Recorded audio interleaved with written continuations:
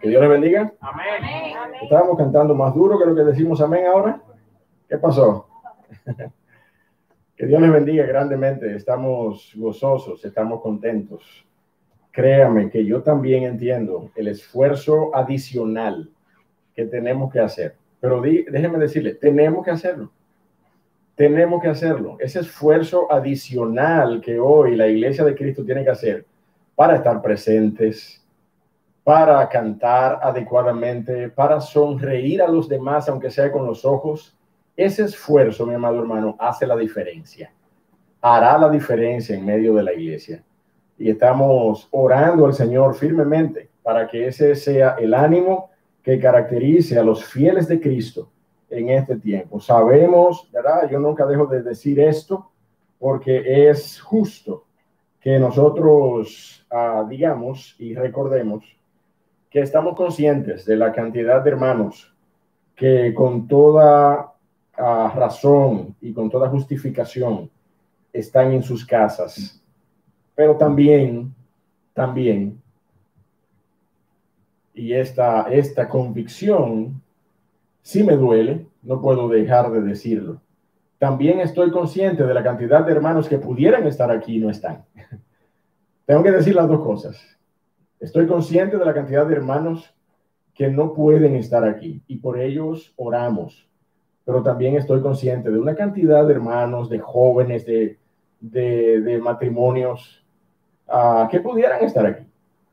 Y entonces, bueno, en este caso nuestra oración es para que el Señor ponga un peso en sus corazones, un peso de compromiso, de consagración a la obra de Cristo, porque cuando nosotros estamos reunidos en su nombre le damos gloria a Él. La palabra de Dios exalta la comunión de los santos y dice que es buena en gran manera, que allí derrama Jehová, nuestro Dios, bendición y vida eterna. Y cuando esa comunión, cuando esa reunión es para lo que es bueno, para lo que es lo mejor, que es acercarnos a su palabra y tomar de su voluntad, entonces, ¿verdad? Nos quedan muy pocos argumentos para no estar presentes y para no glorificar juntos el nombre de nuestro Dios. Así que damos gracias a Él por este tiempo que hemos estado teniendo.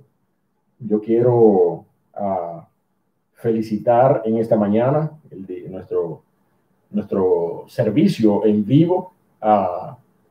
Quiero felicitar a todos los padres de la iglesia, los papás de Iglesia Bautista Trinidad.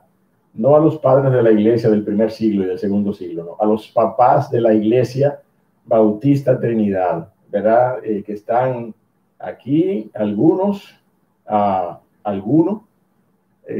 ¿verdad? Si me cuento, tal vez son dos, pero también sé que muchos otros padres están conectados con nosotros y a ellos, ¿verdad? Nuestras felicitaciones, pero también nuestro ánimo y aliento para que el Señor siga fortaleciendo nuestro compromiso delante del Señor, porque es un gran privilegio, pero es una gran responsabilidad. El poder levantar hijos e hijas para la gloria del nombre de Cristo involucra que nosotros podamos mostrarles a Cristo a través de su palabra, que también podamos modelar a Cristo a través de nuestras vidas. Y es un gran compromiso el que tenemos. Así que en este día, ¿verdad? Mi abrazo, mi afecto a cada uno de los padres de Iglesia Bautista Trinidad y de otras iglesias. Yo quiero que usted me acompañe a una lectura que nos va a servir en esta mañana como introducción antes de nosotros poder establecer un marco introductorio. Yo quisiera que vayamos a la palabra de Dios. Lucas capítulo 12. Lucas capítulo 12. Mientras usted lo busca, como suelo hacer, yo me voy a despojar de esta mascarilla mientras estoy aquí en el púlpito. Luego la tendré que usar otra vez para cuidado de nuestro protocolo. Pero vaya buscando Lucas 12, desde el verso 42 hasta el verso 48, porque vamos a leer esa porción.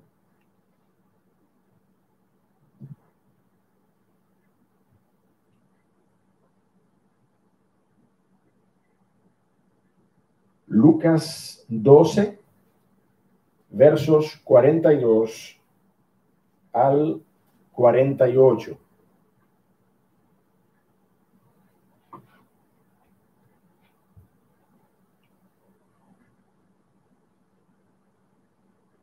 Si estamos allí en Lucas capítulo número 12, entonces leemos esta porción como una lectura de introducción en la mañana de hoy. Lucas 12, verso 42.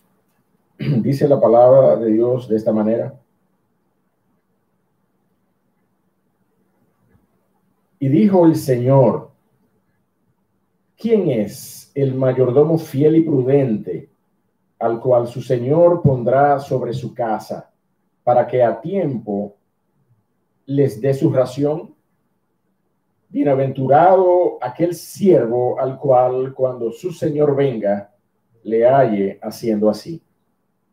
En verdad os digo que le pondrá sobre todos sus bienes. Mas si aquel siervo dijere en su corazón: mi señor tarda en venir, y comenzare a golpear a los criados y a las criadas, y a comer y beber y embriagarse, vendrá el señor de aquel siervo en día que éste no espera, y a la hora que no sabe, y le castigará duramente, y le pondrá con los infieles. Aquel siervo que, conociendo la voluntad de su señor, no se preparó ni hizo conforme a su voluntad, recibirá muchos azotes. Mas el que sin conocerla hizo cosas dignas de azotes, será azotado poco, porque a todo aquel, yo quiero que usted ponga atención aquí en esta última porción del verso 48, porque a todo aquel a quien se haya dado mucho, ¿qué dice allí? Mucho se le demandará, y al que mucho se le haya confiado, más se le pedirá. Ese es un principio bíblico, tal como muchos otros principios bíblicos revelan la justicia de nuestro Dios. Aquel a quien se le ha dado más, a ese se le exigirá más. Y al que se le ha dado menos, no es que no se le exigirá, pero se le exigirá menos, dice la palabra de Dios. Y en lo que vamos a ver hoy, en esta mañana, vamos a encontrar en el desarrollo de esta porción de Mateo capítulo 11, verso 20 al 24. Yo quiero que usted se mueva allí ahora porque esa es nuestra porción de esta mañana. Nosotros vamos a encontrar cómo el Señor concluye esa porción con una declaración similar, y nos habla del castigo que recibirá todo aquel que rechace la gracia de nuestro Dios en la persona de Cristo para salvación. Aquellas personas que hayan sido expuestas al evangelio, aquellas personas que por su gracia una y otra vez se le ha llevado el evangelio, aquellas personas que ya sea por condescender humanamente con quien le ha invitado, se acerca a una iglesia donde se predica el evangelio y de alguna manera permanece asistiendo allí día tras día, pero rechaza tomar una decisión por Cristo, no se quiere comprometer con Cristo, no confiesa a Cristo como su Señor y Salvador. Aquella persona a quien se le da constantemente a gustar de las verdades de la palabra de Dios, pero no toma una decisión por Cristo. Mire, déjeme decirle, a esa persona se le está dando más que a quien no tiene la oportunidad de escuchar el evangelio. A ambos se le condenará por su estado espiritual. A ambos se le juzgará. En el día del juicio Dios establecerá con equidad un juicio sobre las naciones, sobre la historia. Y la palabra de Dios dice que ninguno cuyo nombre se encontrare ausente del libro de la vida podrá ver la gloria de nuestro Dios. Todo aquel cuyo nombre no fue hallado o inscrito en el libro de la vida, dice la palabra de Dios, será lanzado al lago de fuego. No fui yo que escribí la Biblia. ¿Estamos de acuerdo? La palabra de Dios es muy clara y contundente en ese sentido.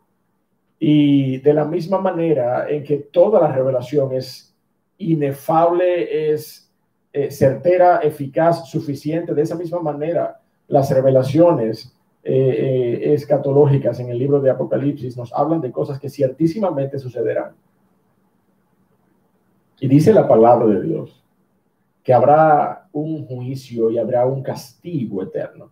Pero nosotros vamos a ver en la porción de esta mañana que ese castigo eterno, si bien es condenación, igualito, pero dice la palabra de Dios en la porción que vamos a estudiar en esta mañana, que habrá algunos para quienes el castigo sea más tolerable que para otros. O sea, hay niveles de castigo, mi hermano. Yo no sé si usted sabía eso. Hay una condenación, hay una salvación, hay uno que decide soberanamente. Hay uno que salva y hay uno que pierde. Ese es nuestro Dios soberano. Por medio de su gracia, Él se complace en bendecir y en salvar. Pero toda aquella persona que rechaza a Cristo Jesús para salvación, dice la palabra de Dios, verá la eternidad en condenación eterna, que no es otra cosa que apartado eternamente de la gloria y de la presencia del Cordero de Dios. Pero en esa condenación, en esa única condenación, habrá niveles de castigos, dice la Biblia. No se me sorprenda, vamos a verlo en esta mañana. Cómo la palabra de Dios explica esto una y otra vez, no solamente aquí en Mateo 11, vamos a tomar otros textos para que usted también pueda verlo. Porque el pecado del hombre, mi amado hermano, es horrendo. El pecado del hombre, nuestro pecado natural, ese pecado que caracteriza nuestro corazón, tuerce, desfigura la imagen de Dios en nosotros hasta un punto en el que somos capaces de diversos razonamientos para justificar nuestro pecado. De hecho, una de las cosas que nosotros somos capaces de hacer es evitar hablar abiertamente de nuestra envidia.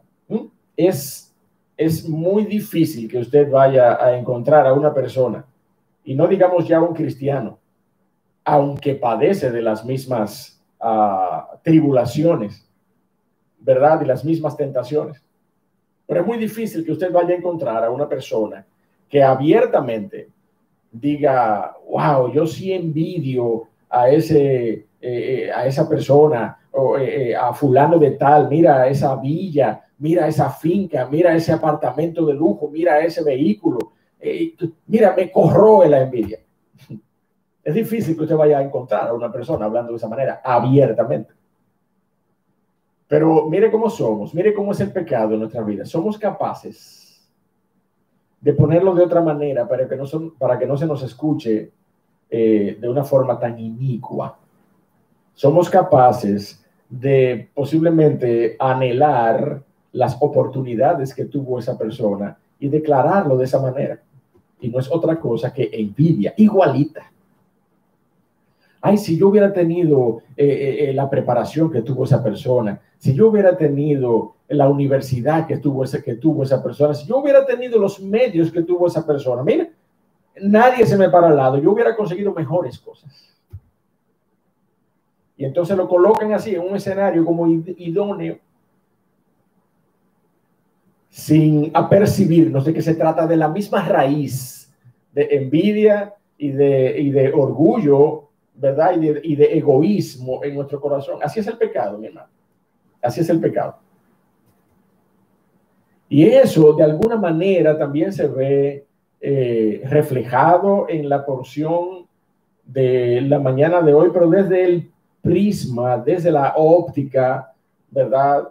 De la declaración del Señor Jesucristo, lo cual nos coloca, ¿verdad?, en una posición diferente con respecto a esto. Y vamos a analizarlo, vamos a verlo, porque el Señor Jesucristo declara de manera similar prácticamente lo mismo con respecto a las ciudades a quienes Él está reprendiendo aquí en esta porción del verso 20 al verso 24. La palabra de Dios dice que espiritualmente, ¿verdad? Ninguno de nosotros tiene una condición diferente a la de otros. La palabra de Dios dice que todos pecamos y estamos destituidos de la gloria de Dios. Todos, todos.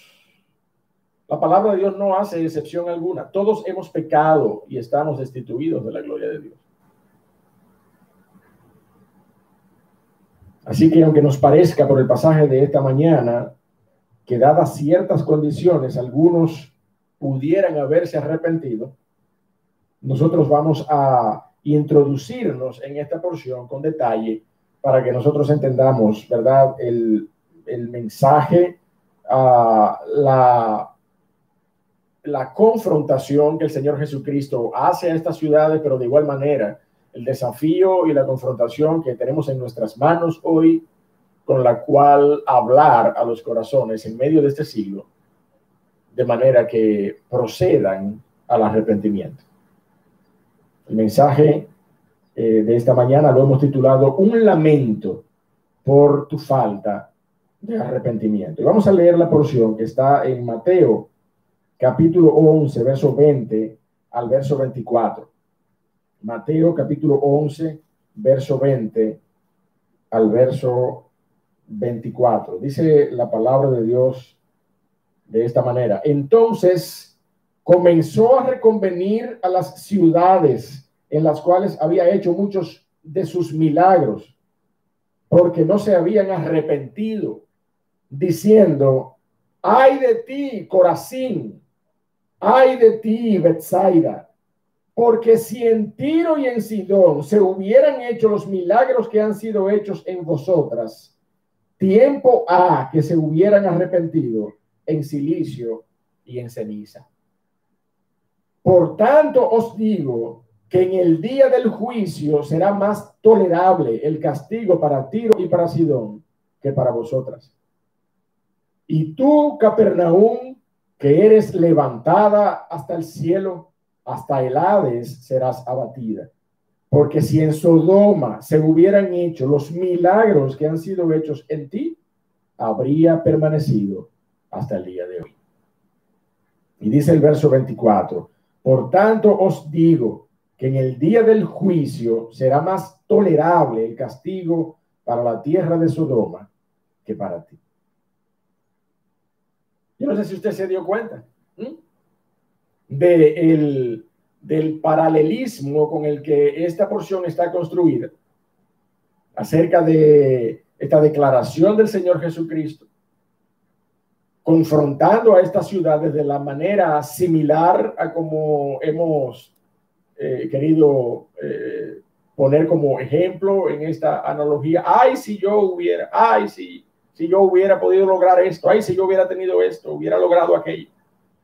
Bueno, el Señor Jesucristo utiliza este mismo esquema lógico de pensamiento para arengar, para confrontar, para desafiar el corazón y las oportunidades que los corazones de estas ciudades han tenido hasta este momento, teniendo delante de ellas la presencia misma del Señor Jesucristo, manifestando con sus obras, con sus hechos y con su predicación la carga de la encomienda apostólica que justo en el capítulo anterior había puesto en manos de los discípulos.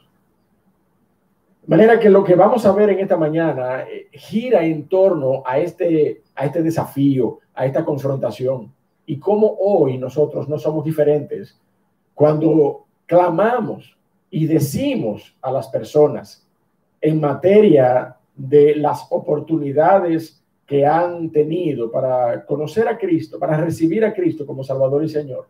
¡Ay de ti! ¡Ay de ti! Porque posiblemente hay personas a quienes, si se le hubiera predicado la palabra de Dios tantas veces como se te ha predicado a ti, hace tiempo que ya se hubieran arrepentido. Es el mismo clamor que la iglesia, de una manera u otra, hoy tiene la oportunidad de asumir como un desafío delante de aquellas personas duras de servicio, orgullosas, que rechazan la salvación por medio de la fe sencilla en la persona y en la obra de Cristo Jesús. De manera que vamos a estudiar este texto en esta mañana. Vamos a orar ahora y vamos a rogar a nuestro Dios que nos dirija a través de él. Dios y Padre que estás en los cielos, te damos gracias, bendecimos tu nombre y queremos, oh Dios, que tú te hagas manifiesto a través de tu palabra a nuestros corazones en esta mañana, que por medio de tu Espíritu Santo tú puedas hablarnos, oh Dios, tú puedas confrontarnos de la misma manera en que confrontaste en la persona de tu Hijo Jesucristo a estas ciudades, a estas gentes, a estas personas que adolecían de la misma carga de pecado, de la misma condición de condenación que adolecemos hoy. Y muchos no solamente tuvieron al Señor Jesucristo en medio de ellos en su carne, sino que de boca de los apóstoles continuaron escuchando la palabra de Dios luego que el Señor Jesucristo ascendió a los cielos, y no les valió la predicación de la palabra.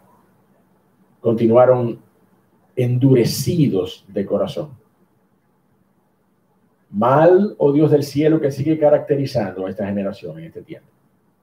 Te rogamos que esta tu palabra sea suficiente para inclinar nuestros corazones y que los corazones de aquellos que nos acompañan en esta mañana de igual manera también puedan humillados inclinarse delante de la verdad de tu palabra. Gracias te damos, oh Dios, en el nombre de Cristo. Amén. Mis hermanos, el Señor vino, como usted podrá recordar, en Mateo capítulo 9, verso 13. De hecho, usted está cerca de esa porción. Si usted quiere, vaya conmigo allí y léala conmigo, por favor. Mateo capítulo 9, verso 13. El Señor había declarado allí en la última parte de ese versículo que Él no había venido a llamar a justos, sino a pecadores. ¿A qué, mi hermano? La salvación, dice allí. Al arrepentimiento. Yo quiero que usted note eso, por favor. De una manera muy particular, la palabra de Dios dice allí que el Señor Jesucristo vino a llamar a pecadores al arrepentimiento. En primera instancia, el Señor Jesucristo vino a llamar a pecadores al arrepentimiento. No a la salvación directamente, al arrepentimiento. Usted sabe cuál es la declaración que nosotros hemos concluido de allí, ¿verdad? Sin arrepentimiento no hay salvación. Sin arrepentimiento no hay salvación. Esa es una condición sine qua non que encontramos en la palabra de Dios. La predicación de Juan el Bautista, la predicación del Señor Jesucristo, la predicación apostólica, la predicación de la iglesia hoy debe ser la misma. Arrepentíos y convertíos, porque el reino de los cielos se ha acercado. Es la única manera en la que tú y yo podemos disfrutar de una confianza y de una certidumbre mirando a la eternidad. Primero arrepentíos y luego convertíos. Por eso es que hay una necesidad, mi amado hermano, de arrepentimiento, y es nuestro primer tema en esta mañana a partir de este verso 20. Dice la porción allí: entonces comenzó a reconvenir a las ciudades en las cuales había hecho muchos de sus milagros, porque no se habían, dice allí, arrepentido. Porque no se habían arrepentido. El arrepentimiento, ya lo hemos explicado muchas veces, es volverse del pecado hacia Dios. Usted y yo lo conocemos como ese famoso giro de 180 grados. ¿Ah? Muchas veces se ha tenido que corregir la geometría y se ha tenido que aclarar que no es de 360 grados, no. Es de 180, porque si es de 360 grados, usted vuelve y queda en el mismo punto en donde usted comenzó a intentar volverse del pecado hacia Dios. Entonces, a los jóvenes que nos están observando, la geometría también sirve para predicar el evangelio. La matemática también sirve para predicar el evangelio. Yo sé que no soy bien visto por los hombres cuando comienzo a decir estas cosas, porque a ellos no les gustan las matemáticas. Pero la realidad, mi amado hermano, es que eso es el arrepentimiento. Es un giro, es darle la espalda al pecado y volvernos con certidumbre de fe y confianza a la persona de nuestro Dios y Creador. El arrepentimiento involucra una contrición, una tristeza de nuestro corazón. Y es por esto que el Señor está clamando en este verso 20. Comenzó a reconvenirles, comenzó a reprenderles. La palabra allí en original es la palabra reprensión. Comenzó a reconvenir a las ciudades en las cuales había hecho muchos milagros porque no se habían arrepentido. Porque el Señor no había visto una contrición, no había visto ni siquiera un destello de tristeza en sus corazones a causa de su pecado. Es necesario que el corazón pueda inclinarse en una actitud de arrepentimiento, en una actitud de convicción de su culpa, de su pecado, de su maldad, de su iniquidad. Y esto se ve, mi hermano. Esto se ve aún en la actitud de la persona. El Señor Jesucristo estaba esperando eso de parte de las personas. No es una condición esencial, pero es una condición que se deja ver. Y yo digo que no es una condición esencial porque hay muchas personas con un carácter, ¿verdad? Mucho más fuerte, mucho más duro. Y es posible, lo hemos visto en experiencias constantes que al cabo del tiempo es que ese corazón comienza a dar evidencias externas de un ánimo humilde. Y eso no quiere decir, mi amado hermano, que esa persona se fue salvando progresivamente. Esa persona se salvó el día que confesó a Cristo Jesús como Salvador y Señor. Pero el Señor comenzó a trabajar con su carácter y posteriormente entonces ya se ve externamente la dulzura, un corazón transformado, no un corazón de piedra, sino un corazón de carne. Y esa es la diferencia que hay entre una persona que se arrepiente genuinamente y una persona que rechaza orgullosamente el arrepentimiento y la humillación que conlleva esta actitud. No hablamos de un simple remordimiento, sino que debe implicar una nueva fidelidad hacia Dios, una nueva actitud y un nuevo estilo de vida. Eso es el arrepentimiento. Alguien escribió, arrepentimiento no es cuando tú lloras. Arrepentimiento es cuando tú cambias. Y esa es la realidad, mi amado hermano. Por eso es que también decimos que no es una condición esencial la tristeza del corazón.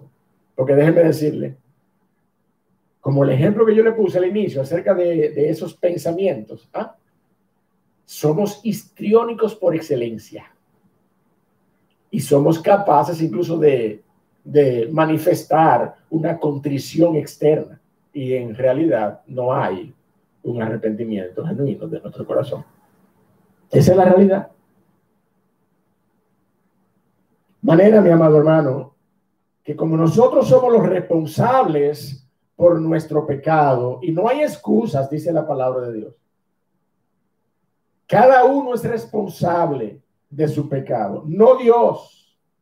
Como nosotros somos responsables por nuestro pecado, somos nosotros llamados a participar activamente en el arrepentimiento. El arrepentimiento yo no se lo puedo dejar a Dios. Yo tengo que participar activamente en el arrepentimiento. Vaya conmigo a Hechos 17:30 para que usted note este principio bíblico con respecto al arrepentimiento. Hechos capítulo 17, verso 30. Dice la palabra de Dios allí.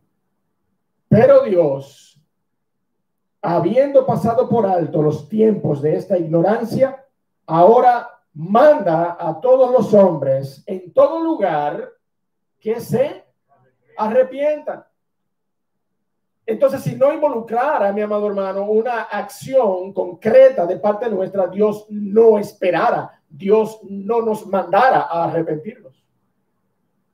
De manera que el arrepentimiento, por cuanto nosotros somos responsables de nuestro pecado, requiere una actitud activa, práctica, una condición intencional de parte del pecador. Sin embargo, mi amado hermano, tengo que también describir la otra cara de la misma moneda que se llama arrepentimiento. A causa de nuestra condición caída y de nuestra condición de muerte espiritual, para que sea posible el arrepentimiento, para que nosotros seamos capaces de llevarlo a la práctica, Dios tiene que animar soberanamente nuestro corazón para que podamos arrepentirnos. Amén. Esa es una condición, mire, que no puede faltar en nuestro entendimiento cabal de lo que es el arrepentimiento. Si usted solamente entiende el arrepentimiento como una responsabilidad humana, usted está dejando fuera la soberanía de Dios, que es la que nos mueve a arrepentirnos. Vaya conmigo a Hechos capítulo 11, por favor. El contexto de Hechos capítulo 11 es posible que usted no lo recuerde solamente por la cita, pero yo se lo voy a decir en este momento. Pedro estaba allí siendo utilizado para llevarle el evangelio de Cristo a Cornelio. ¿Se acuerda usted ya de este contexto? ¿Ah? Y Cornelio, dice la palabra de Dios, era un hombre piadoso. Era un romano, era un soldado romano, pero era un hombre piadoso, era un hombre temeroso de Dios. Temeroso de Dios. Pero ¿qué dice la palabra de Dios? Era necesario que le fuese predicado el evangelio de salvación por medio de la fe en la persona de Cristo. No hay persona tan piadosa que no necesite la predicación del evangelio. Y Cornelio lo necesitaba. Y Pedro fue a predicarle el evangelio y allí se convirtió Cornelio y los que estaban con él. Y el Espíritu Santo obró de manera concreta, visible en aquellos hombres, y les fue dado una señal que era característica de aquel tiempo de la iglesia, que era el hablar en lenguas. Y estos hombres hablaron en lenguas. Y mire lo que dice a raíz de esta sorpresa que se llevaron los discípulos en ese momento, verso 18 de Hechos 11, dice la palabra de Dios: entonces, oídas estas cosas, oídas las cosas que Pedro estaba relatando a los demás discípulos, callaron y glorificaron a Dios, diciendo, de manera que también a los gentiles, ¿qué dice allí? Ha dado Dios, ¿qué cosa? Arrepentimiento para vida. Entonces, mi amado hermano, vamos a entenderlo cabalmente de una vez y por todas. El arrepentimiento es algo que Dios nos da para que nosotros lo pongamos en ejercicio. El arrepentimiento es algo que Dios concede soberanamente como parte de su gracia salvífica para que usted y yo lo apliquemos, nos humillemos, contritemos nuestro corazón con la carga de convicción de pecado que trae ese arrepentimiento en nuestras vidas. Y entonces nosotros procedamos a confesar el nombre de Cristo Jesús. Entendiendo que necesitamos declararnos culpables delante de Dios. Que necesitamos entender que ya no podemos ser más nosotros, sino Cristo en nuestras vidas. Ese es el arrepentimiento, que podamos entender a Dios como lo que es, un Dios 3 veces santo, Señor de nuestras vidas. No un Dios lejano, conceptual, no, sino Dios y Señor nuestro. Ese es el arrepentimiento, mi amado hermano. El arrepentimiento es algo que Dios otorga para que lo pongamos en acción. Es tanto una gracia como una responsabilidad y un deber. Aunque sería deshonesto, mi amado hermano, a la luz de esta porción, decir que el Señor no había hecho las cosas que tenían que ser hechas en medio de estas ciudades, desde el punto de vista evangelístico, desde el punto de vista de la carga apostólica que él ya había puesto en las manos de los discípulos, pero que él mismo fue a predicar el evangelio a las ciudades de ellos. ¿Se acuerdan de esa porción al inicio del capítulo 11 de Mateo? El Señor Jesucristo estaba en carne propia, de manera personal, predicando el evangelio del reino de los cielos, haciendo milagros y portentos delante de ellos para el arrepentimiento. Por algo estaba reprendiéndoles el Señor Jesucristo.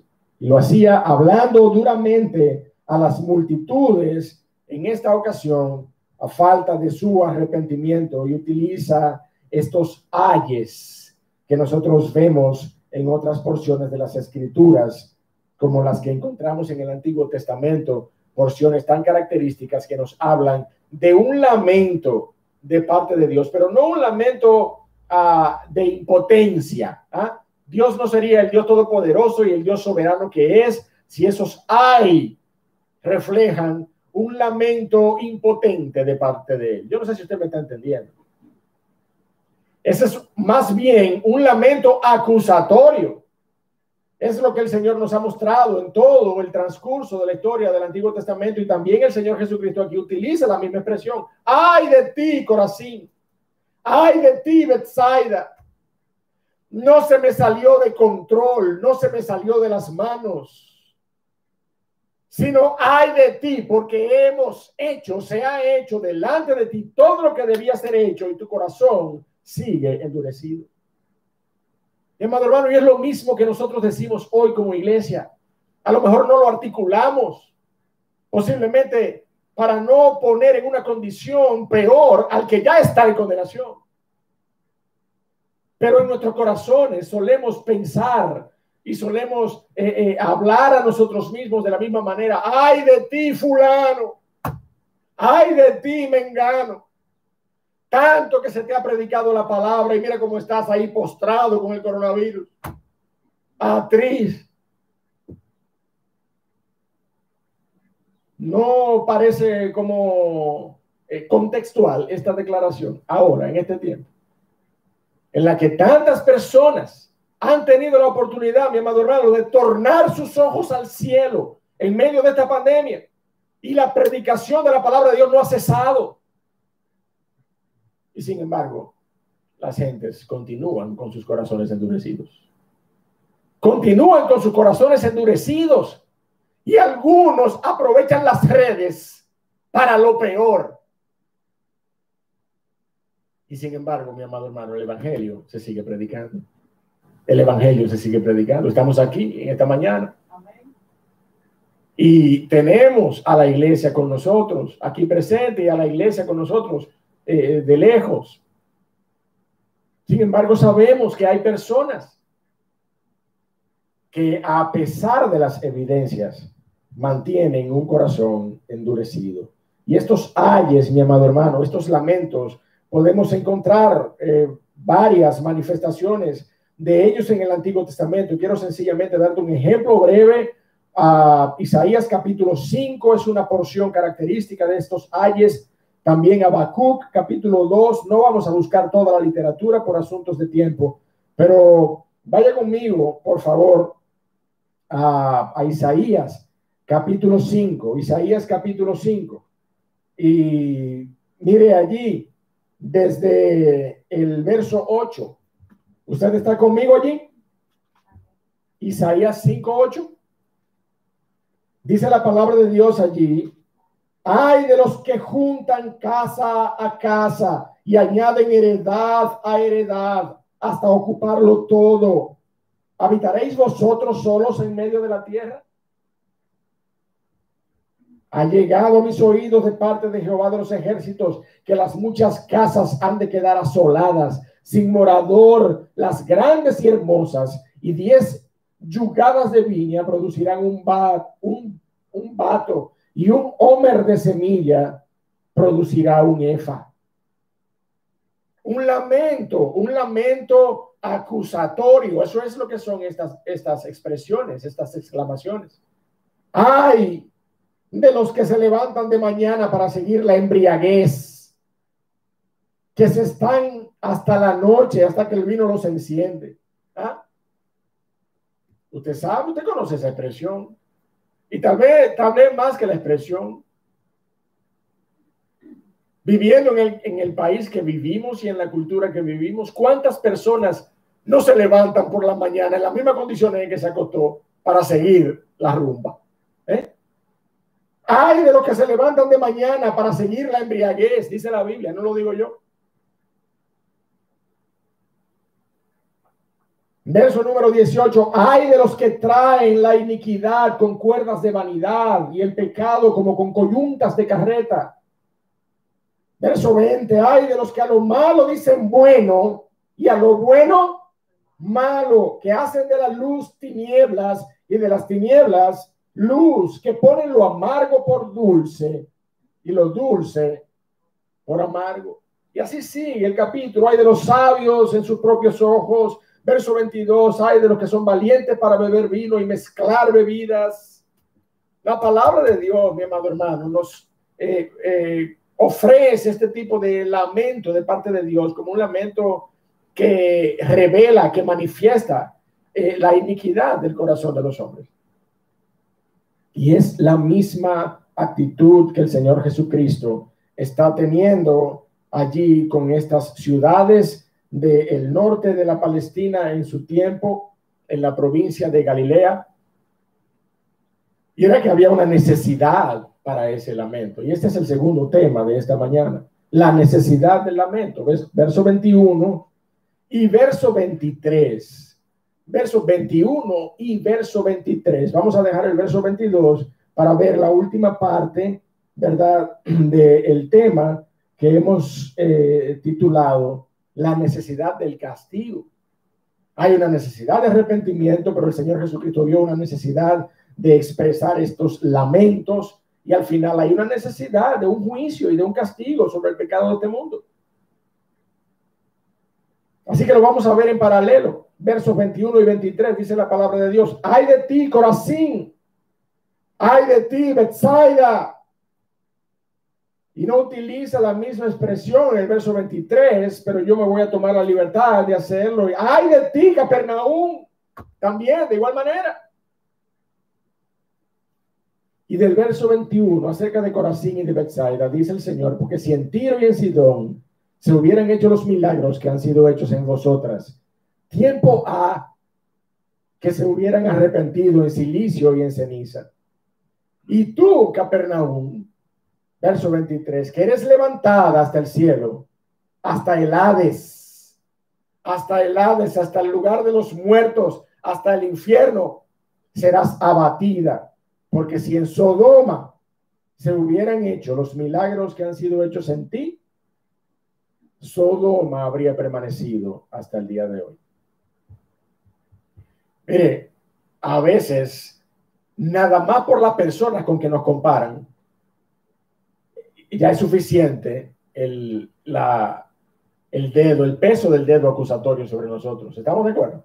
Eso es lo que el Señor está haciendo. No es con poca cosa que el Señor está comparando a estas ciudades de Galilea. Es con Tiro, Sidón, ciudades idólatras y paganas. Y es con Sodoma, nada más y nada menos que con Sodoma. El lamento del Señor, como ya he explicado, no es un lamento de impotencia, como si se le escapara de las manos la salvación de estas ciudades, sino que es una reprensión acusatoria contra los corazones endurecidos en las ciudades de Corazín, de Betsaida, de Capernaum y de todas las ciudades donde el Señor Jesucristo desplegó su ministerio terrenal. Ahora, ¿qué hizo el Señor en Corazín? ¿Qué hizo en Betsaida? ¿Qué hizo en Capernaum? Como para que sea tomado en este momento, ¿verdad?, como parámetro.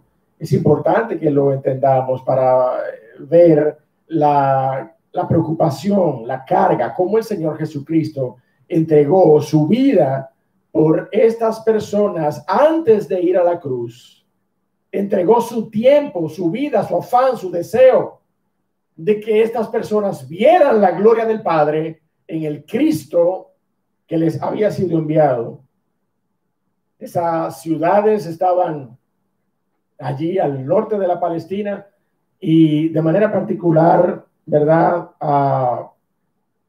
esta ciudad de Betsaida era una llanura fértil con un verde espectacular prácticamente hasta nuestros días, y se presume que fue una de las localidades donde el Señor alimentó a millares con unos pocos peces y unos pocos panes. Y el Señor Jesucristo allí llevó a cabo todos esos portentos en aquellas ciudades de Capernaum. De manera específica, el Señor curó al criado de un centurión allí en Capernaum, recuperó la fiebre a la madre de la esposa de Pedro, la suegra de Pedro. Usted y yo recordamos ese compendio de grandes milagros en los capítulos 8 y 9 de Mateo. Fueron allí en el norte, fueron allí en esas ciudades costeras del mar de Galilea. Sanó a un hombre enfermo de parálisis, resucitó a la hija de Jairo, sanó a la mujer que tenía un flujo de sangre, abrió los ojos de 2 ciegos y echó un demonio de un hombre. Todo esto y más lo hizo el Señor Jesucristo allí en Capernaum, por lo que podía reprenderles con justicia, justamente. Ahora yo tengo una pregunta adicional para este contexto particular en que estamos viendo al Señor Jesucristo declarar estas cosas y reprenderles por estas cosas. ¿Llamaba el Señor a muchos a salvación durante su ministerio aquí en la tierra y muchos rechazaban su llamado? ¿Sí o no? ¿Sí? Sí, el Señor Jesucristo en muchas ocasiones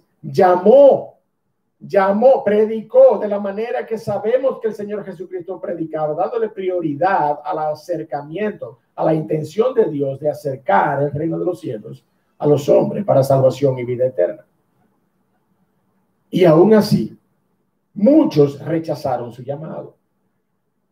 Estas ciudades de manera particular, Corazín, Betsaida, Capernaum, rechazaron no solamente la predicación. El Señor Jesucristo no andaba por allí, por esos lugares, como un mago itinerante haciendo milagros. El Señor Jesucristo estaba predicando el evangelio. El Señor Jesucristo estaba predicando las verdades y exponiendo las verdades y la realidad del reino de los cielos. Pero en el proceso, el Señor Jesucristo se hacía acompañar de estas grandes señales para ratificar la veracidad, la legitimidad de su doctrina, de su enseñanza, de su predicación. Pero yo tengo una pregunta adicional, mis amados. Que el Señor Jesucristo haya sido rechazado de la manera que fue rechazado, de la manera que sabemos que fue rechazado, ¿quiere decir que la gracia de Dios para salvar es falible, es resistible? Esa es una pregunta que tenemos que analizar, mi amado hermano, porque nosotros sabemos por el recuento histórico de la iglesia en el libro de Hechos, que la palabra de Dios, la manera en cómo nos muestra al Espíritu obrando con poder sobre aquellos hombres que incluso perseguían a la iglesia, es una evidencia clara, contundente, de que la gracia de Dios para salvación, mi amado hermano, es irresistible. Es irresistible. Pastor, entonces, ¿por qué pasó esto con Corazín, con Betsaida? Porque el Señor desplegó sus milagros allí y habló y predicó y ellos no se arrepintieron. ¿Le parece sensata la pregunta? Si decimos que la gracia de Dios para salvar es irresistible, ¿cómo sucedieron estas cosas? Déjeme aclararle algo, mi amado hermano, con respecto a la condición irresistible de la gracia salvífica de nuestro Dios. La gracia de Dios para salvación es irresistible, pero las personas pueden rechazar al Espíritu de Dios por medio del cual Dios imparte su gracia. Yo no sé si usted me entendió. La gracia de Dios es irresistible. La gracia salvífica de Dios para salvar es irresistible. Pero los hombres pueden rechazar al Espíritu Santo, que es por medio del cual Dios da esa gracia. Hay una porción, hay varias porciones en la palabra de Dios que nos enseñan esto. Pero mira cómo dice Hechos capítulo 7, ve conmigo allí, por favor. Hechos capítulo 7, verso 51. Dice la palabra de Dios allí. Hechos capítulo 7, verso 51. Duros de cerviz, dice Esteban. Tú sabes el contexto del capítulo 7, ¿verdad? Esteban fue presionado por los judíos, estaba preso, y Esteban comenzó, desde que Dios llamó a Abraham y a Sara de Ur de los Caldeos, comenzó a relatarles toda la historia del Antiguo Testamento. Y mire cómo termina Esteban su relato. Conclusión que le valió la muerte, ¿sí o no? Esteban fue apedreado luego de esta declaración. Mire el verso 51. Duros de cerviz son ustedes e incircuncisos de corazón y de oídos. Vosotros, ¿qué dice allí? Resistís siempre al Espíritu Santo como vuestros padres, así también vosotros lo resistís. ¿A cuál de los profetas no persiguieron vuestros padres y mataron a los que anunciaron de antemano la venida del justo? De quien vosotros ahora habéis sido entregadores y matadores, vosotros que recibiste la ley por disposición de ángeles y no la guardasteis. Entonces, mi hermano, no lo voy a leer, pero usted y yo sabemos lo que ocurrió después de ahí con Esteban. Entonces, ¿qué es lo que nos enseña la palabra de Dios con todo esto? ¿Qué es lo que nos enseña la palabra de Dios cuando nos presenta a un Espíritu Santo obrando en la vida de una persona, preparando el corazón, como preparó el corazón de Lidia mientras estaba siendo predicada por la palabra de Dios para que ella se arrepintiese para salvación y vida eterna? ¿Cómo puede suceder esta conversión sensacional, con una luz destellante que casi destruye la capacidad de la visión de Saulo de Tarso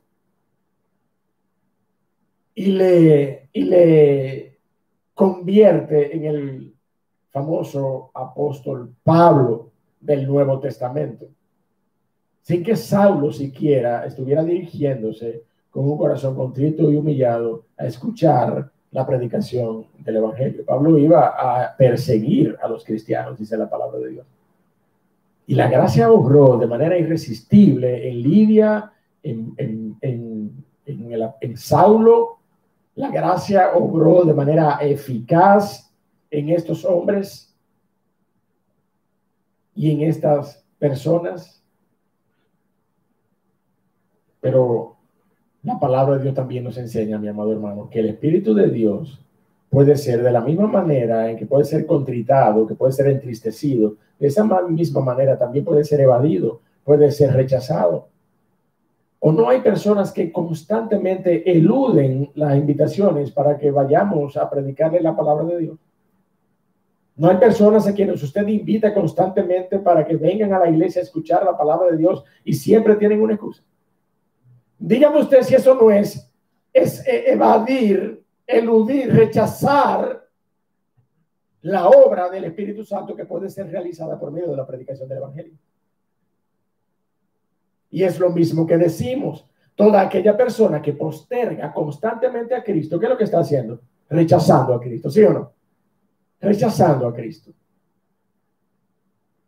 De manera, mi amado hermano, que en este caso particular estamos viendo ese escenario donde las señales y portentos realizados estuvieron allí, en medio de Corazín, en medio de Betsaida, en medio de Capernaum. Pero también estuvo allí, mi amado hermano, la ausencia de arrepentimiento de estos hombres. También estuvo allí la dureza del corazón de ellos, como evidencia del rechazo que el mundo tendría a la predicación del Evangelio, algo que el Señor había acabado de enseñarle a sus discípulos solamente en el capítulo anterior. Aparentemente, mi amado hermano, fueron insuficientes las señales y la predicación misma de la palabra de Dios y todo lo que debía ser hecho, que fue hecho delante de sus ojos, para que ellos se arrepintieran. Lo cual me lleva a una última pregunta en medio de este análisis. Y la quiero compartir contigo en esta mañana. ¿Dependía enteramente de los habitantes de Capernaum, de Corazín y de Betsaida su salvación? ¿Era el desarrollo de la fe para salvación una responsabilidad de los habitantes de estas ciudades? Definitivamente no, mi amado hermano. Ninguno puede autónomamente desarrollar la fe para salvación. ¿Estamos claros? Ninguno de nosotros puede de manera autónoma desarrollar la fe para salvación, esa fe que nos mueve al arrepentimiento. Dios tiene soberanamente que poner una carga en nuestros corazones para que tú y yo podamos ser salvos. Mi amado, la condición tuya y mía es que amamos más las tinieblas que la luz. La luz vino al mundo, dice la palabra de Dios. ¿Y los hombres qué dicen?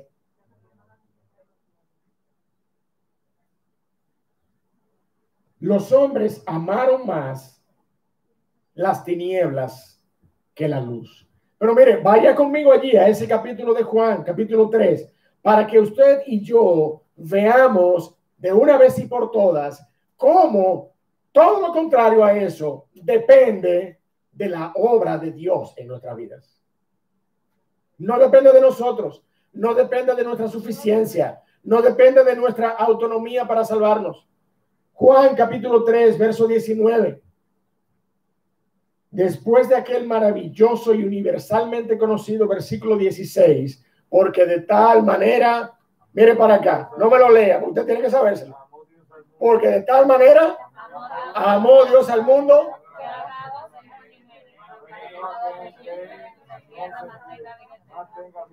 Amén. De tal manera amó Dios al mundo, para que todo aquel que en él cree no se pierda. Después de esa declaración, mi amado hermano, mire lo que dice la palabra de Dios en el verso 19. Y esta es la condenación. ¿Cuál es la salvación según Juan capítulo 3? Creer en la persona de Cristo Jesús. ¿Ah? Para que todo aquel que en él cree no se pierda, sino que tenga salvación y vida eterna. Ahora, ¿cuál es la condenación? Mírenlo ahí en el mismo capítulo. Esta es la condenación, que la luz vino al mundo y los hombres amaron más las tinieblas que la luz, porque sus obras eran malas. Porque sus obras eran malas. La luz del ministerio de Cristo, ese despliegue maravilloso de señales, de portentos, de milagros, estuvo allí en Corazín, en Betsaida, estuvo allí en Capernaum. Pero dice la palabra de Dios que los hombres amaban más las tinieblas que la luz. Amaban más el saciar sus estómagos que el saciar sus almas. Perseguían al Señor Jesucristo por los panes y los peces antes que perseguirle por la vida eterna que él ofrecía. Antes que perseguirle por una ciudadanía en el reino de los cielos como él prometía. Esa es la naturaleza de estos hombres de aquella generación, pero mi amado, esa es la naturaleza nuestra, la naturaleza tuya y mía hoy en esta generación. Ahora, si tú y yo quisiéramos responder a la pregunta, pastor, entonces ellos no tenían ningún tipo de responsabilidad, porque esa es su naturaleza. Mi amado hermano, la palabra de Dios nos dice con contundencia que Dios se ha revelado al hombre y que no hay excusa alguna para que nosotros terminemos amando más las criaturas que al Creador. El hombre, dice la palabra de Dios, no tiene excusa alguna. Y si algo bueno el hombre procede a hacer para salvación, es en Cristo, es en la persona y en los planes y en los propósitos y en la gracia que Dios tiene para con nosotros. Míralo ahí en ese mismo versículo. Dice en ese mismo porción, verso 20, dice la palabra de Dios, porque todo aquel que hace lo malo aborrece la luz y no viene a la luz para que sus obras no sean reprendidas. Pero ¿qué dice el verso 21, mi hermano? ¿Qué dice? Mas el que practica la verdad viene a la luz. ¿Para qué? ¿Para qué? ¿Para qué viene la luz? Verso 21, Juan 3, verso 21. Mas el que practica la verdad viene a la luz. ¿Para qué? Para que sea evidente que es por Dios que sus obras son buenas. Yo no sé si tú lo has entendido. Viene la luz para que sea evidente que Dios ha obrado en su vida. Eso es lo que quiere decir ahí. Toda persona que hace lo malo aborrece la luz y no viene a la luz para que sus obras no sean reprendidas. En otras palabras, es responsable de su pecado. Toda persona que hace lo malo aborrece la luz y no viene a la luz. Intencionalmente evita la luz del evangelio porque es responsable de su pecado. Ahora, el que practica la verdad viene a la luz. ¿Para qué? Para que sea evidente, para que sea manifiesto que las obras que él hace, que todo lo que él en su vida puede hacer para glorificar a Dios, es en Dios que son hechas, es por causa de Dios, es por causa de la gracia de Dios que él puede obrar en favor de la gloria de Dios en su vida. Lo que estamos viendo, mi amado hermano, es ese escenario particular donde el Señor Jesucristo despliega lo que debía ser hecho para salvación en medio de estas ciudades. Los grandes milagros, el Señor andando y desandando caminos tras caminos, predicando el evangelio del reino de los cielos en las ciudades de Galilea, llevando a cabo grandes portentos, alimentando a una multitud de millares, en 2 ocasiones, sanando leprosos, libertando endemoniados, resucitando muertos, impactando en el mar y en el viento, en los elementos de la creación. El Señor hizo todo lo que debía ser hecho en medio de ellos, y aún así fueron ciudades incrédulas. Por eso los ayes del Señor Jesucristo en esta porción. Este es un testimonio para ti y para mí hoy de que he hecho lo que deba hacerse por aquellos que nos predican el evangelio del reino. Aún nos toca la decisión de recibir a Cristo como Señor y Salvador. Aún nos toca la decisión de arrepentirnos de nuestros pecados.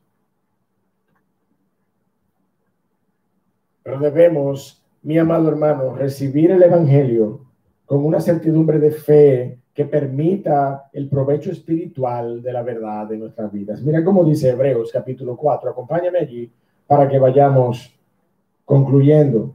Hebreos capítulo 4, dice la palabra de Dios, versos 1 al 3. Hebreos capítulo 4, versos 1 al 3.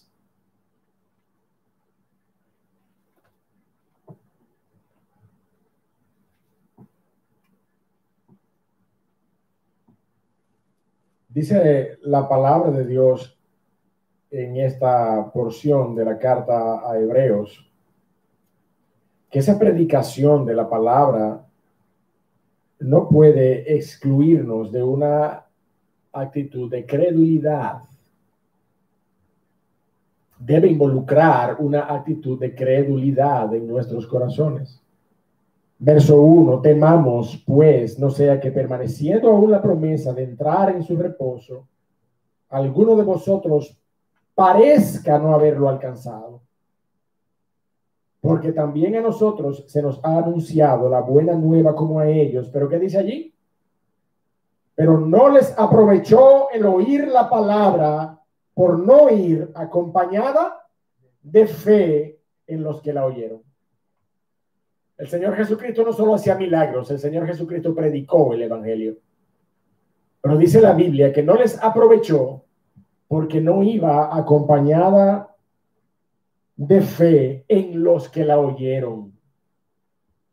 Debe haber credulidad, debe haber una actitud de humildad en el corazón de aquel que oye la predicación del Evangelio, de manera que la palabra de Dios pueda hacer el efecto de salvación que ella promete hacer. Pero dice el verso 3, los que hemos creído entramos en el reposo. De la manera que dijo, por tanto juré en mi ira, no entrarán en mi reposo, aunque las obras suyas estaban acabadas desde la fundación del mundo. Estaban acabadas desde la fundación del mundo. Mi hermano, cuando esto ocurre, entonces ya no se necesita mucho más evidencia de milagros, de portentos, de señales, sino que basta una fe sencilla en la persona y en la obra de Cristo Jesús. Basta una fe sencilla para creer para vida eterna. Es el caso, mi hermano, en contraposición de lo que sucedió con Betsaida, con Corazín, con Capernaum. Es el caso de Samaria. Yo no sé si usted se acuerda de el episodio de la mujer samaritana. ¿Se acuerda usted cómo el Señor estuvo allí haciendo una parada, verdad, necesaria para saciar su sed y descansar, y se encuentra a esta mujer, y luego que el Señor tiene la interacción que tuvo con esta mujer, entonces esta mujer se fue y dio testimonio, y aquellos hombres de Samaria vinieron y terminaron diciéndole a la mujer, mira, ya no creemos por lo que tú nos dijiste, ahora creemos por lo que nosotros hemos visto y oído. Esa es la fe que se requiere, mi amado hermano, una credulidad sencilla, humilde, humillados de corazón. Esa obra, mi amado hermano, esa obra de transformación preliminar es la que Dios comienza a hacer por medio de la predicación misma de la palabra de Dios. La fe viene por el oír y el oír viene por la palabra de Dios. Es la palabra de Dios la que hace el efecto en nuestros corazones para ir transformándonos para arrepentimiento y para fe.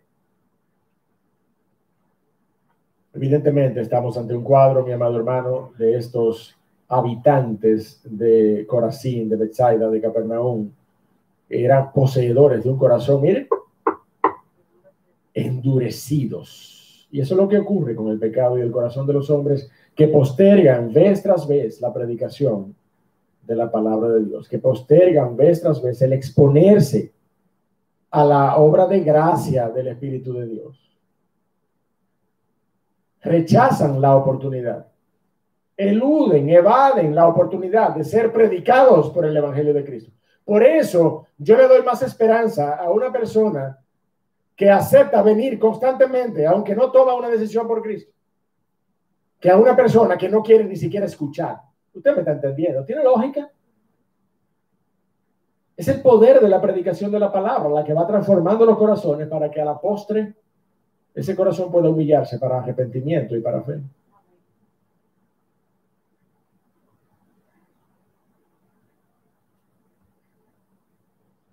Hermano, esta es la necesidad del lamento que el Señor manifiesta, de estos ayes, el mismo lamento que nosotros hoy podemos expresar a toda persona que vez tras vez expuesta a la predicación del Evangelio, vez tras vez es testigo de vidas transformadas, vez tras vez recibe evidencias de un Dios poderoso que guarda, sana, protege, provee y está presente en la vida de su pueblo, en una relación estrecha con su pueblo. De tal manera, mi amado hermano, que a veces buscan a creyentes para que oren por ellos, ¿sí o no? Porque entienden que hay un Dios real que tiene una relación real con una persona real. Pero no conmigo, dicen algunas personas. Pero no conmigo, porque yo no soy cristiano. Pero yo quiero que tú ores por mí. ¿Usted ha visto tal nivel de contradicción? Da pena, mi amado hermano. Y justamente por esa pena, por esa lástima, es que el Señor exclama de esta manera: ¡ay de ti! ¡Ay de ti! Porque constantemente se te ha predicado el Evangelio, o constantemente se te ha invitado para que escuches la predicación del Evangelio.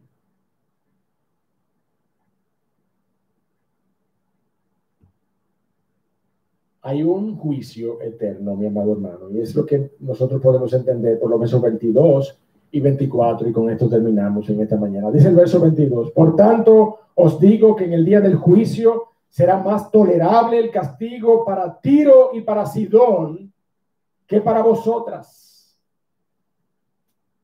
Y por tanto os digo que en el día del juicio será más tolerable el castigo para la tierra de Sodoma que para ti, Capernaum.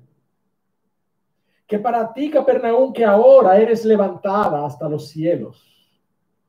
¿Usted sabe por qué el Señor dice eso? Y a ti, Capernaum, que eres levantada, que eres elevada hasta los cielos. ¿Usted sabe por qué el Señor dice eso? Porque Capernaum estaba siendo la morada terrenal del Señor Jesucristo. ¿Tú me estás entendiendo la relación que hay entre la importancia que cobraba aquel lugar en ese momento en términos celestiales, en términos cósmicos, en términos de la historia? El Señor Jesucristo, ¿dónde vivía? ¿En Jerusalén? No, vivía en Capernaum. El Señor Jesucristo vivía allá en el norte de la Palestina, vivía en Galilea. El Señor Jesucristo había nacido en Belén, el Señor Jesucristo se había criado en Nazaret de Galilea, y el Señor Jesucristo comenzó su ministerio allí en aquellas ciudades pesqueras de la costa del mar de Galilea, estas mismas ciudades, y moraba allí en las viviendas que le acogían en Capernaum. Porque el Señor Jesucristo no tenía ni siquiera dónde recostar su cabeza. Pero el Señor Jesucristo moraba allí. Y de aquí el privilegio de aquella ciudad. Mi hermano, miren, hasta el Hades será abatida, dice la palabra de Dios. ¿Por qué? Porque teniendo la presencia del Señor Jesucristo en medio de ellos, no se arrepintieron, dice la palabra de Dios. No se arrepintieron. Es como que de manera conclusiva, Dios tome una decisión con esta comunidad y de alguna manera diga, teniéndote de una iglesia allí por 16 años, hay personas que no se han arrepentido. ¿Ya me está entendiendo lo que yo quiero decir? Esa es la similitud, esa es la idea que nosotros debemos asumir hoy como representantes del mismo evangelio que el Señor Jesucristo estaba predicando en ese momento, como dignatarios, como embajadores del reino de los cielos que somos. Pero había una necesidad de un juicio y de un castigo. Dice la palabra de Dios, en el día del juicio será más tolerable el castigo para Tiro y para Sidón que para vosotras, oh ciudades. Hay niveles de castigo, mi amado hermano. La palabra de Dios nos enseña que la condenación eterna que padecerán todos aquellos que hayan rechazado el amor de Dios para salvación en Cristo es una sola, es una misma condenación. No es que algunos estarán en una pieza del infierno allí cerca de la puerta de los cielos y otros estarán en el calabozo más profundo del Hades, sino que todos los que rechazaron a Cristo, mi amado hermano, padecerán una eternidad sin la presencia del Cordero, sin la gloria de Cristo iluminando sus rostros, sin que la gracia y la misericordia de nuestro Señor Jesucristo por la eternidad les sostenga por los siglos de los siglos, sin la presencia de Dios. Esa es la condenación. Y esa es una. Pero dentro de esa condenación habrá castigos más tolerables que otros, dice la palabra de Dios. En el día del juicio será más tolerable el castigo para Tiro y para Sidón, y más tolerable el castigo para Sodoma, dice la Biblia, que para estas ciudades particulares que rechazaron el evangelio de Cristo. Y hay otros textos también que validan esta verdad. Vaya conmigo a Lucas capítulo 12. Lucas capítulo 12, dice la Biblia allí, verso 47. Lucas 12, 47.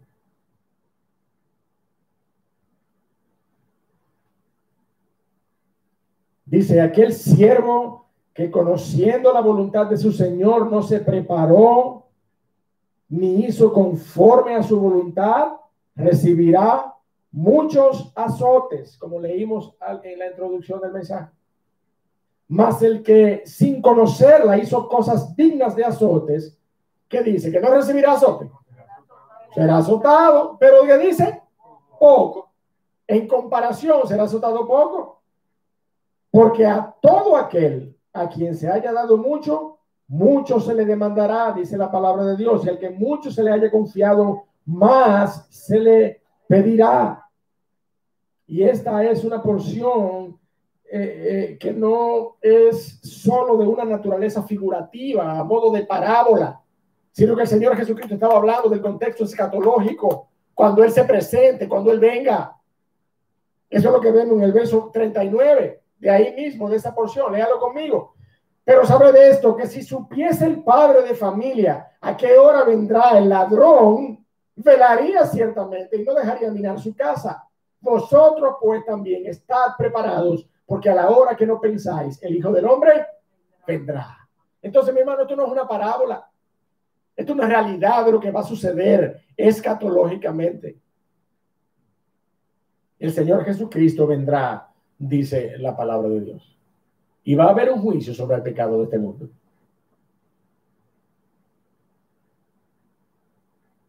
La palabra de Dios nos enseña que aquel a quien se le ha dado poco, será azotado poco, dice la Biblia, pero será azotado. Recibirá su condenación, recibirá su castigo. En el día del juicio será más tolerable el castigo para algunos que para otros, pero serán castigados en la misma condenación eterna que padecerán los que serán castigados de forma menos tolerable. ¿Usted me entiende? Aquí no se vale eso de que, tú sacaste un 20 y yo saqué un 50. Si la nota mínima era 70, entonces es que es muy igualito. ¿Usted me está entendiendo? Quemado es quemado. Y si lo pensamos en el contexto del infierno eterno, quemado es quemado. Entonces, mi hermano, mire, hay una necesidad de arrepentimiento. Hay una necesidad de un clamor. El Señor Jesucristo lo tuvo para con las personas que le rodeaban. ¡Ay de ti! ¿Quiere decir eso que luego de esa declaración nadie más se convirtió en aquellas ciudades? No, no quiere decir eso. El Señor declaró esto puntualmente como una advertencia, pero el evangelio siguió siendo predicado. Entonces, ¿a quién le corresponde el clamar de esa manera?